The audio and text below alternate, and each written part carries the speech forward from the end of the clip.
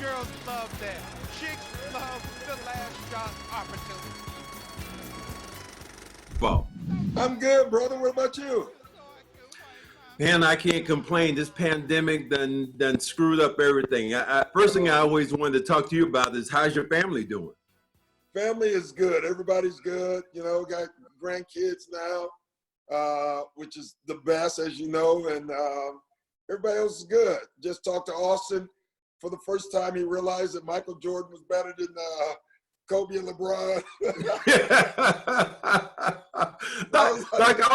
I laugh because I said your most endearing quality, and I try to use it from time to time. And here's my impression of Doc Rivers right here, because you make everybody around you feel so good. And this is the first thing you'll say. Hey, baby, how you doing, baby? What's up, baby? How you doing? And everybody, and it doesn't matter who it is. It can be the ball boy. It could be security. That's what you do with the people to make them comfortable. Yeah, you know what, Max? It's funny. It's a trait from my father. I think it was my rookie year in Atlanta, and I walked in the arena with him. I just kind of walked by people, and we got to the locker room. He was like, "You don't speak anymore?" And I was like, "What do you mean?" He's like, "You walk by 6 people. You ain't say a word." And so he's like, "Speak to everybody. Just say hi. It doesn't hurt." You know, it makes such just incredible connection that you've done with your players and everybody around you. Your experience in Boston was unique, and I've always loved you as a coach. How do you look at yourself now with your team? And I want to talk about a little bit about the pandemic now and your team and not being able to practice, not to be able to see them. You have a great Max, team out there. Can you imagine this? Because you can understand this. Like, imagine being on a team, and you're on a lot of them, where you were convinced or believed, you know, that your team was the best team and your team was going to win the title, or at least had a great shot at it, and then they shut it down. Like, it's frustrating because I don't think people get how hard it is to win one title. You know, some players and coaches go through their whole career, they don't have one shot at it, not one, you know. Now, we've been lucky. I've played on a couple of teams where I had a shot at least. I've coached teams where we've won it and had a shot. This year feels like, for me, that group in 2008, like this team, they're ready to win, if you know what I mean by that. And we were just like, you could feel it, like Kawhi was really turning into shape. PG had been injured all year, and he was just getting his rhythm. You can feel it coming, and then bam, it's over. You know, so that part's been frustrating. But you know what I tell my guys, like, hey, it's frustrating for everybody, but we can't use this as an excuse if it does come back. And so, you know, I'm doing what you're doing. I'm doing a little more because I have to talk to players every day just to get them to keep working out. You know, we're doing a lot of stuff with our guys, and we have no idea if it's working or not. That's what's so crazy about it. You talked about those 2 main guys you have, but you'd be surprised. The first person I'm going to ask you about is my favorite player on your team right now, Patrick Beverly. Oh, I knew it was. Because he is just so unruly. He's gonna get in your ass. He doesn't care. He reminds me of a young Doc Rivers back in the day, but he has still a little bit more attitude about himself. Yeah, he's vicious, man. And you know, it's funny. He's like the typical guy. When he's on the other team, he's damn irritant. Like when he was on Houston, you know, my first time facing Patrick Beverly, I was a coach, obviously, and I'm standing there, and he walks up to me doing a free throw. I don't know Patrick Beverly. I actually didn't know he was from Chicago. And he says, hey, we kick Proviso's ass. And I'm like, what? And I'm like, what is he talking about? And I said, pardon me? He said, yeah, you know it. Your high school. We beat their ass. And I'm like, get out of here. Like, it was hilarious. And so after the game, what made it even crazier, Max, I'm standing in the hallway. We beat Houston after the game. His mom walks by and says, hey, Doc, you know we kick Proviso East butt now, don't you? And then I'm like, what the hell? I do the research. They didn't win. Pat had a big game. They're lying to me. You know, Anyway, you got to love a guy like that, the way he plays. Now, you know, I'm going to move back to when you were here in Boston and just your team. I want you to give me the meaning of Ubuntu, what that meant and what that meant to your team and how you created that word. Yeah, it was interesting, Max. I've been on the board. I've been trustee at Marquette. I've been on the board for about, oh God, I hate that school. Years. Come on, dude. Come on. Yes, sir. So give me the Marquette line. You know how I hate Marquette University stole the championship. You did that just to irritate me. I know you did. I know you did. I did forget. So a board member walks up to me and asked me, "Hey, Doc, have you ever heard of Ubuntu?" And I was like, "No." She said, "Well, I just got back from South Africa, and it's an important word. And I think your team that you're about to coach this coming year, it would do them well." And so she says, "I'm not going to tell you what it is. You go look it up." So that night, Max, I'm telling you, I looked up that word and found it. I was up all night because it was like God figured out the right thing for us. And Ubuntu means a person is a person through other people. I can't be all I can be unless you are all you can be. I can never be threatened by how great you are, because the greater you are means the greater or the better for me. And it's just a lot of meetings like that. You know, our players, you were around them. By the end of the year, if you got on the plane and you just had one sandwich, they were like, "Come on, that man in Ubuntu. You got to share it. You got to give us all." So it was great, and they bought into it from the first day of Rome. You know, when we were in Rome, and I presented it to them, and I think it was Leon Poe and Big Baby had to do the presentation. And let me tell you, I was nervous because I just didn't see them two doing it. I set them down, I outlined everything, and they did an amazing job. They sold it, our guys bought into it, and the rest is what it is. Well, you look at your team and the way it was and to win a championship here in Boston. Talk about how it was to win a championship here in Boston with the Celtics. You know, I don't know if you can win in a better place. And the reason I say that, like, there's bigger cities, obviously. You win in LA, you win in New York, you win in Chicago. But there is no city that embraces sports. You know, Chicago, in my opinion, would probably be second because it's a little smaller than the other cities, and it's just the one team. But it meant so much, and I think it probably meant more to me because of what I had to go through to get it. You know, I take a job, you know, Danny tells me, "Listen, we're going to do this, we're going to rebuild."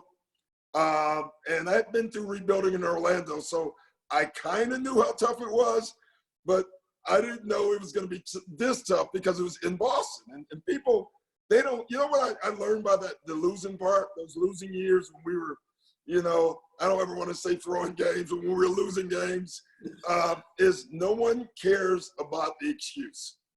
They don't want to hear it. Like, you learn that, like, you know, we're young. Okay, well, that's too bad. I'm from Boston. You need to win.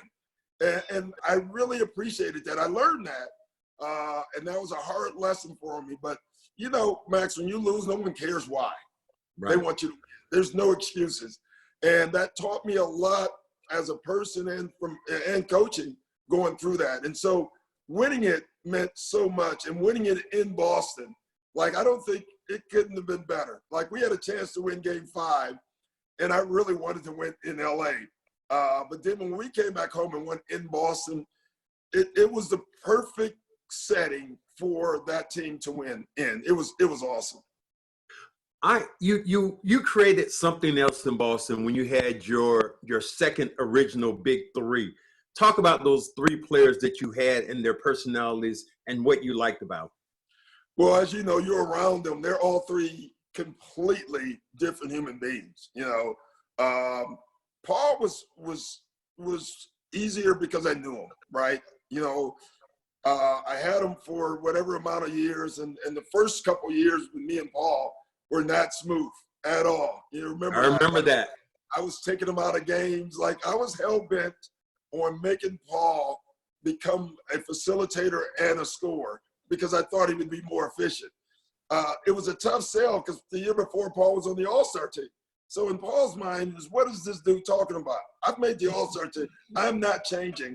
And I decided that I wasn't giving in. I literally had decided that I was going to lose my job over it if I had to, but I wasn't going to give it. And, you know, it came to the head when you remember we had a 1 or 2 point lead and Paul was holding the ball.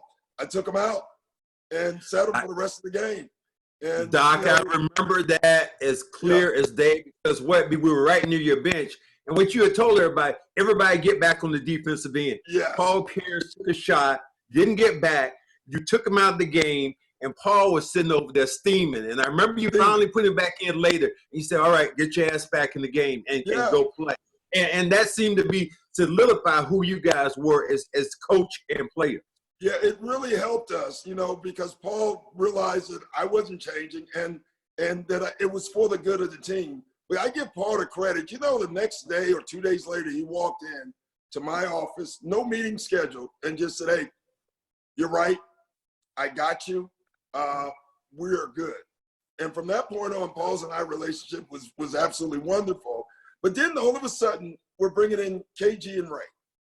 And you know, we had that big meeting that people have talked about where I asked them, like, what are you guys going to give up? Like, someone's going to have to give up something. Like, we can't win if you each play the way you've played at the places you've been. And I remember, because, you know, KG, you know, and he said it in his language, like, what the F do you want me to give up? You know, it's basically what KG, who I've known for 2 hours now, in the conversation, I said, shots. All of y'all, you're going to have to give up some shots. And KG was great. You know, he was the key, as you know. He set the culture of our franchise because he was right away. You can have all mine, literally all mine. If you tell me, if I do this, we're going to win a title, you can have them all. Now, Ray and Paul wasn't exactly saying all of them. But they both were great. And all of them agreed, like, we have to give up shots, possessions, time, if we want to win. And we're going to have to allow this guy to coach us hard in front of the other guys. And that was coming out of their mouths. So for me, you know, Max, listen, every once in a while you get players, it's time for them to win. I thought Paul probably needed to go through those years. He wasn't ready to win yet. And Kevin, I didn't know, but Ray the same way. But once they got to us, they were ready to win. And they were sick. They heard all the talk like you did. Well, it's going to take them a year. You remember that when we got them all together? Yes. We wanted to assume the Lakers would win. They thought Detroit or Cleveland in the East because they thought it would take us a year. And I kept saying, you guys are old. You don't have a year. Like, you don't know what's going to happen the following year. And now think about it. We win it. The next year, you can make a case we're playing better. But much better. Much better, right? And KG goes down, and it changes it. So you can never take it for granted. When you got a shot, you better go after it. And our guys did that. One thing I remember a game in particular when Kevin Garnett went down, and then the series you had against Orlando, and that was a go-to. That was a go. And I remember you guys playing that game, and you had nothing else at the end of that game in Orlando. And you played your asses off, and a reporter came to me and said, so how you think the Celtics quit? I said, quit. I said, they gave you everything they had. Yeah. As an alumni, I've never been more proud of a team getting out and playing to their full ability and then didn't leave anything on the floor. So even there, I was just proud of your team. I love that team. Like, you think about it, in the middle of the year, we got the best record in the NBA. We're rolling over everybody. Kevin goes down. And, you know, like I knew, when Kevin went down, it didn't look good. And, you know, we heard early that he was out for the season, you know, and we're in a playoff series against the second best team in the East at the time, but really the best team. They end up going to the finals. We pushed them to 7 games. And yes, they had to give us everything to win that series. You know, Sam Gundy and I talk about that a lot. He said he always laughs. He's like, I was happy, but the first thing I said walking off that court, wow, and that's with no KG? We don't want to see them again. And unfortunately, they saw us the following year. Doc, you talk about all these guys. You talk about Ray. I recently had Ray on the podcast with me, and we were talking, and I quoted something that I read about. Doc Rivers said, Ray Allen will get a great ovation if he comes back to Kevin Garnett's retirement. And Ray said, I don't know where he got that from. How, and this is me and you as alumnus, and I look at you as family, and I look at those guys as family.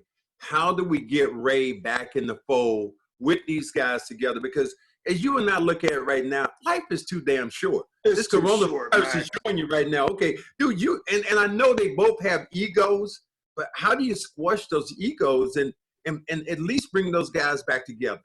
We have to, Max. It's like I really view it as my job. Like, I swear, it's a shame because I get why the anger. Ray went to Miami in the middle of what we were doing and also understood what Ray was doing. Like, honestly, Ray was looking at us. He was looking at a younger team. He was a free agent. You cannot say that Ray did the wrong thing. He had already won a title with us, Yes. So I got it. I was not happy about it. But now that's over with. Like, we won a title together. This group was so close, that bond. And we got to get over it. And, listen, we got a lot of knuckleheads on our team, like just stubborn guys. But KG, Rondo, Paul's kind of come the other way now. So Paul's on the side of bringing Ray back in. Now it's my job. I think the one thing I have to do, I have to somehow get Ray and Kevin in a room or on the phone. And once they have a talk, they have respect for each other. So we just got to do it. And both of them, listen, Ray and Kevin are just as stubborn as you know. It's almost like in grade school when the girl and the guy, they love each other. And they just keep flirting, but they don't want to talk. Well, we got to get these two dudes to talk so they can get over and fall back in love. I saw that line where you said, it's my fault that Ray Allen did not come to Paul Pierce's retirement party and his celebration, for his jersey and all that. Why did you say that? Because I gave up too easy on it. Like, I called Ray once and he said he was going to come. Called him another time and, we kind of talked, and then finally I knew he wasn't coming and I just let it go. And I was sitting there, if you remember doing the game with Ray, with Rondo, I think Rondo, Paul and Kevin. And I was thinking while I was sitting there, Ray should be sitting here. And Ray will get, if Ray Allen shows up, he may get the loudest ovation because the fans love him in Boston. Of course, they were mad at him, but you know what you remember more? You remember 2018. 2008. That's what you remember. And so, like, we got to get him back. Like, and I think everybody who can help, you, me, everybody, because he deserves the ovation. And he deserves to be back with the guys that he won a title with. Yeah, I look at that and I see all these pricks and think somebody prickling here, prickling there, and I see perks saying, well, he didn't do this but I know, like that they all love each other. If you could ever get them in one room and just play a game of cards or whatever, they'd be okay. Or just say, dudes, if y'all want to fight, go in there and fight. I remember there's a line that you used before. I think it was, some team wanted to come in your locker room when you were in with the Clippers, and you said, "Open the damn door." And I honestly did. I was like, "Let them in, let them in, and we'll see what happens." You know how it is. Everybody wants to be held back, especially in this day and time. Like when you're watching The Last Dance, and you see the physicality of the game. It's amazing when you watch it. Boy, the game has changed so much when you think about that. And watching your guys now, I would like to talk a little bit about Kawhi Leonard, just how good you think he is, because I look at him from afar and he's so damn quiet. It's scary, but he's so damn good. How do you bridge those together?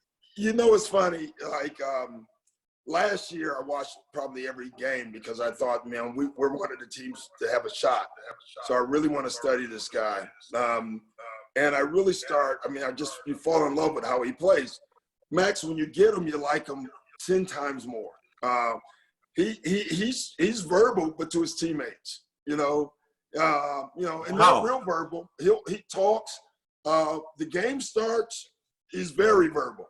A talker on defense, will come to me and say what he sees. He is so much better.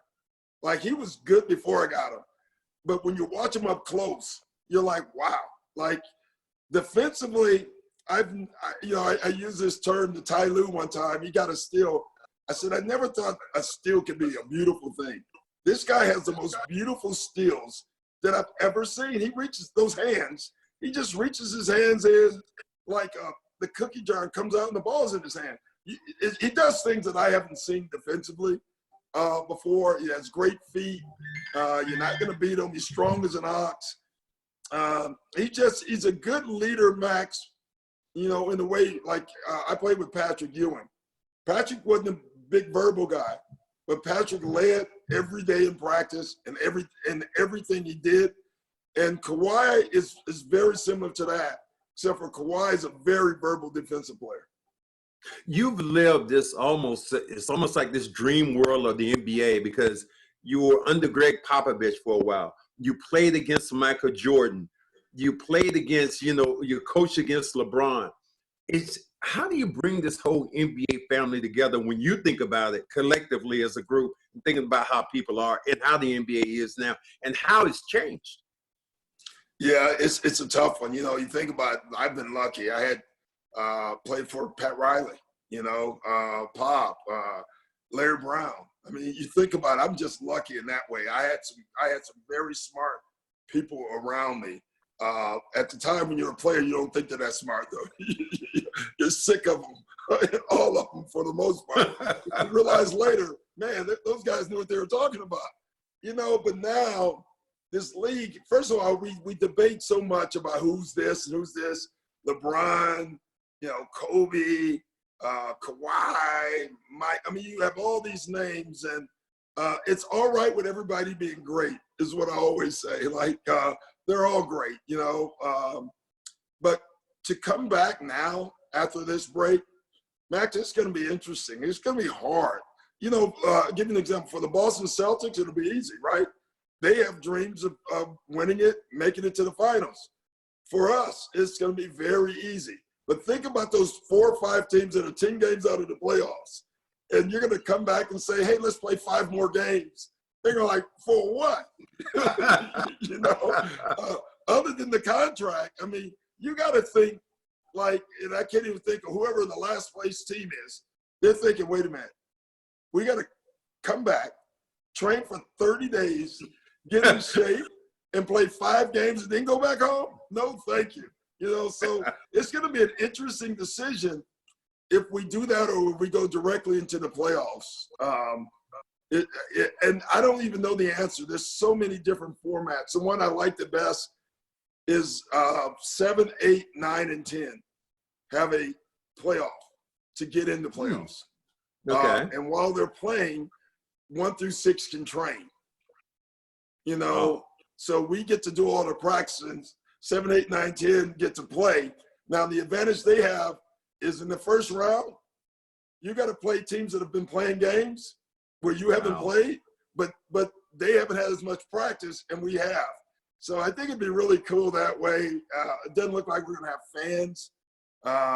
That's unusual. I don't even know how that will work. The only thing that I jokingly told the league is, you better put earmuffs on the refs.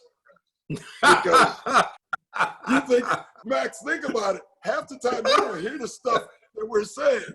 And now that we're hearing everything, everybody's getting thrown out. It's going to be nuts. It'll be crazy.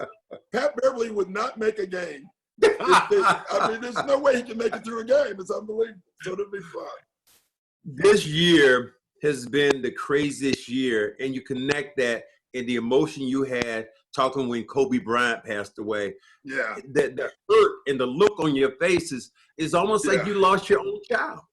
That was hard, man. It's funny, Max, or not funny. I was getting on the bus, and I get a call from Jim Hill.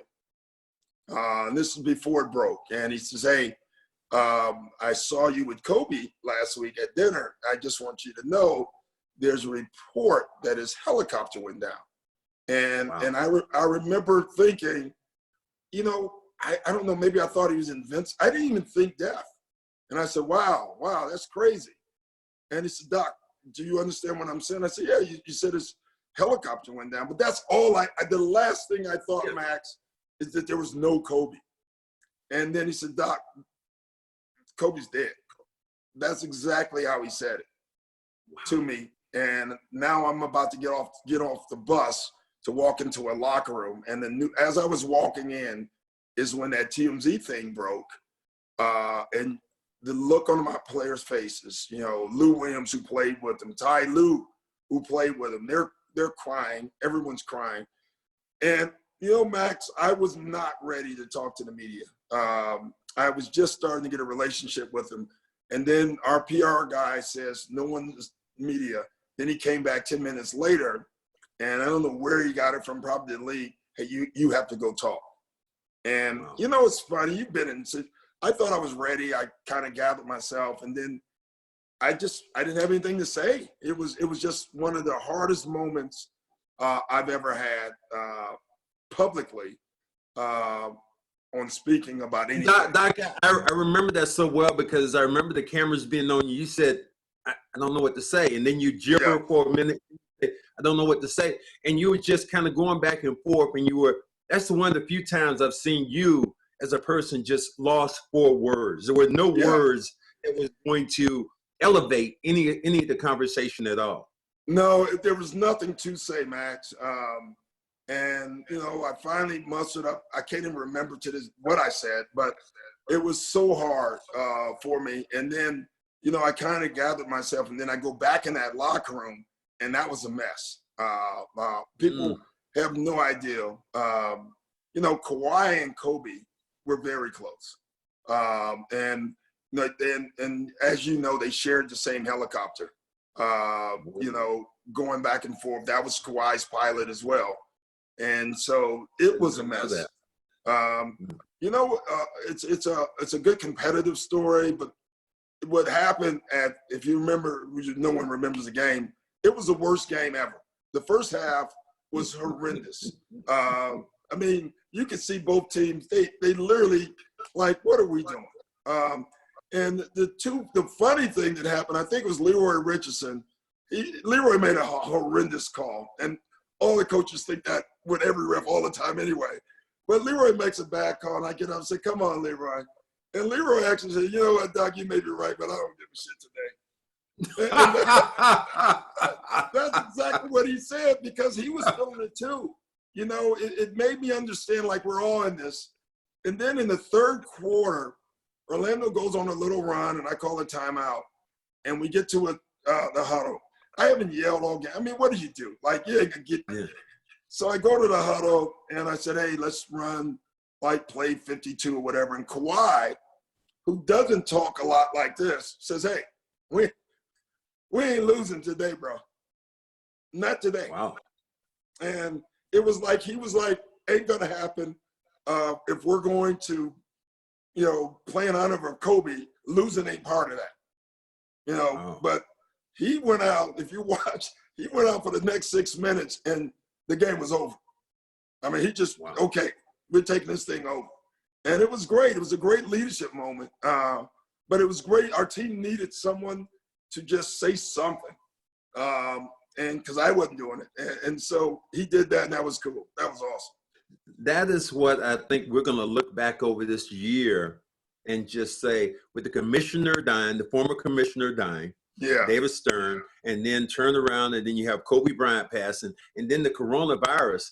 If this doesn't put the NBA away, then nothing can ever put the NBA away. I agree with that. It's just been a really hard year of turmoil. But in the whole scope of things, you know, I look at it, you know, we're still getting paid for the most part, you know. We're going to play basketball again. And in some ways, I think basketball would be a great, it'll uplift people. People need sports right now. I know I do. Because I can't watch another Netflix show. I'm Netflixed out right now. I don't watch everything possible. So You know, that's why that Last Dance is so awesome, because yes, it's I was not about sports, to say but it's sports. It's unbelievable. I mean, we've seen more replays of everybody's been telling me, Max, you were great when I saw you play I was at the grocery store. I say, dude, you know, that was 35 years ago. They're like, what? Yeah, that was 35 years ago when we played these games. So as you're saying, sports is that thing that has brought us together. And now that we're without it, it's like we don't have our binky anymore. Yeah, well, see, here's the difference for you and me, though, Max. See, Max, you were a great basketball player, right? I was good, but you were great. And so your highlights turned out to be really good. I'm getting calls. I got a call from Lou the other day from the Last Dance. You gonna let him knock you down like that? You know, I'm getting calls. I didn't know Jordan dunked on you. I'm like, so some of these highlights I'm not enjoying as much as everybody else. But you're right. Like, you know, the first time that I saw 2010 was a week and a half ago, where I watched it. I've watched it with no sound, but I've never watched it like it's live, you know, with Mike Green and Jeff Van Gundy. And I was surprised, and me and Tibbs, I called Tibbs, I was surprised. You know, I knew we got out rebounded. I didn't realize we got crushed. You know, they had 23 offensive rebounds in that game. And then I forgot how many open shots we missed. Like, it's funny, in my vision, I thought every shot was contested. We missed a lot of good looks in that game. So did the Lakers. And it just tells you the pressure of a Game 7, what it does to you, you know. But it was a really interesting game for me to watch again. I laugh about some of these things, these connections, because I want to say it was the game that the Celtics were playing them against Miami, and in 6th game of Miami, and they told me, and we were up by like 15 points. So we had no other Celtic legends there. They told me, said, well, Max, we're going to give you the trophy, and you're going to be the guy accepting the trophy for the Celtics. And I was all hyped. And we ended up losing the game. But I had my speech already. I was like, okay. I was like, Miami played a great game. We really appreciate it. And I was going to say, but how about them damn Celtics? And I was just that would have been great. But I saw LeBron do some things in those 2 games. To me, that was like watching that. I mean, I've never seen it before. That guy elevated his game like that. Yeah, that was as Jordan as LeBron has ever been in those 2 games. And when you think about it, Max, like, they had lost the year before to Dallas. They're on the brink of losing to us. If they lose that series, they break that team up. Yeah. Like, it's no way. They probably trade Bosh, or somebody was out. You know, you could feel it. And we had them on the brink. And I always look back on that game. What was a 45-point game that LeBron had? And I was thinking, if that saved his career, and that saved his career, but that put him, that gave him a chance to win his first title, obviously. But if that didn't go well, boy, he's already got. Yeah, you're exactly right, because I remember the game and just thinking, like, the first 5 minutes of that game, it was like everybody else was like a kid and LeBron was a grown man. It was just like he did essentially, and never. I can't say the Celtics were afraid, played him hard, but he just had this zen quality about him in that game. He was tough. And remember, he shot the ball well. Like, you know, LeBron back then was a good shooter, but he came out making threes, driving, and you know, at halftime we were scrambling. Like, there was not a lot we could do about it. It was when LeBron stood up and decided, I'm going to be great. It really was, and hats off to him, because I thought it was amazing. I'll ask you one. I'm almost through, but I have to ask you a question that I've always wanted to ask you, and I've heard you say this before. You said, I've always been able to get to all my players, get through to them in talking to them. There was only one guy you said I wasn't able to get through, and that was Rondo. Why was Rondo so different? The one guy that you said you just couldn't crack that code. Why? You know, it's funny. I did crack the code, but it wasn't consistent, you know, because Rondo and we had a rocky relationship. But when I should have said an up and down one. because we had probably more ups and downs, but on the down ones, they were down. You know, you're around some of them. And so Rondo was so darn smart and stubborn, but his smartness probably got him in trouble as much as the stubbornness, because, you know, he didn't believe a lot of stuff until after the fact. You know, you could tell him something and he would hear you, and in his mind, he was thinking of another way, because he's smart enough to do that. And then when your way worked, I give him credit, he'll come to you and say, it worked. And I would always say, it'd have been nice if you just had a trust in that from the beginning. But we had our up and down times for sure, man. There were times he drove me crazy. And then there was times I was in love with him as well. You know, it's funny. I always loved him as a kid, you know, off the court. You know him off the court. And it's funny now how close we've become. Like, it's really cool how much we talk. You know, he'll call you and ask you basketball questions. And I laugh. Like, you know, I remember last year, and he's on the Lakers. He asked me a question, and I refused to give him the answer. I'm like, and for two reasons. One, obviously, you're on the Lakers. Two, it was one of those questions that he was questioning the coach. And I was like, I am not going to be part of this. You know? I have that question.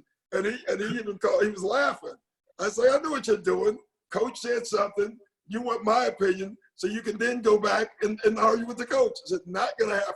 I've learned my lesson with you. So you and I had this, well, we didn't have an argument, but you mocked me, and you remember this well. It was Dennis Rodman, and they talked about Dennis Rodman getting his jersey retired, and they had asked me, and I was like, I'm not really sure.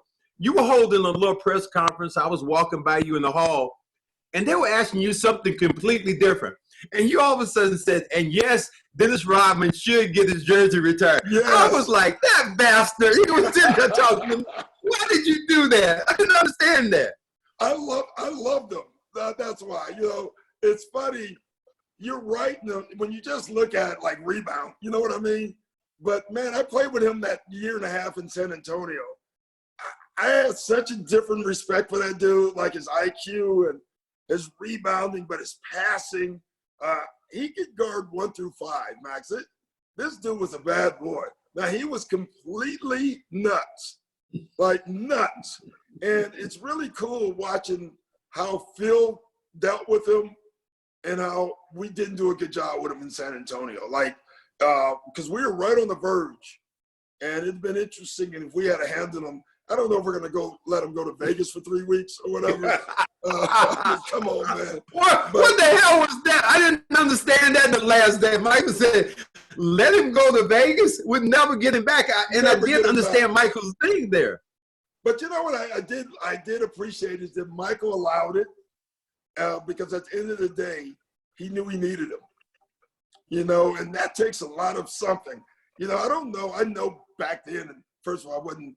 But if I was that good, there's no way I would have had the patience for another player to say they needed a vacation as hard as I was working, you know? And so that tells you a lot about Michael, that he was smart, man. Like, he got it. He knew how important Dennis was. He knew he needed him, and he allowed him to be Dennis. You know, it looked like he was gone for like 2 weeks, Max. I mean, it's unbelievable. And it's funny. So we have a group text with our team, you know, with all the players, and we text back and forth. And I already told them there will be no vacations for this coach. Don't even think about it, guys. Well, Doc, you know, I'm going to ask this last question, and I really appreciate the fact you've been on with me. At the very end of the day, the last question is pretty much surrounding where I want to go. And that is bringing those guys back, because I love Ray. I love the fact who he was as a player. And I know, you know, like I know, that you would not have won a championship without him. No chance. We have to somehow solidify something and bring those guys back together. And I look at it like you said. I look at Kevin Garnett, who's a historian of a lot of different film. Kevin Garnett right now is like Don Corleone. If he gives his blessing, then we're going to be good with this thing with Ray. Yeah, but I know, I like you, how stubborn he can be, and that is just crazy to see. Yeah, how do you get that back? I think we're going to get him back, Max. I think Kevin is open to it. I think Ray needs, though. Now, Ray's stubborn, too, and I think what Ray needs is he would like to just talk to Kevin. And so it's going to happen. I keep saying that, but I'm not going to let go of this one. I let go of that other one. This one, we're going to make this thing happen. Well, Doc, I do appreciate you coming on with me for the Cedric Maxwell podcast. I wish you all the luck in the world until we see you guys in the championship this year, someplace in Vegas, wherever it's going to be. But good luck to you and your family, and you stay safe, my friend. Max, love you, and let's see a new version of LA Boston. That's all I want. That would be beautiful to see. We'll talk to you later. Thank you, my man. All right, take care. All right, bye-bye. Bye-bye.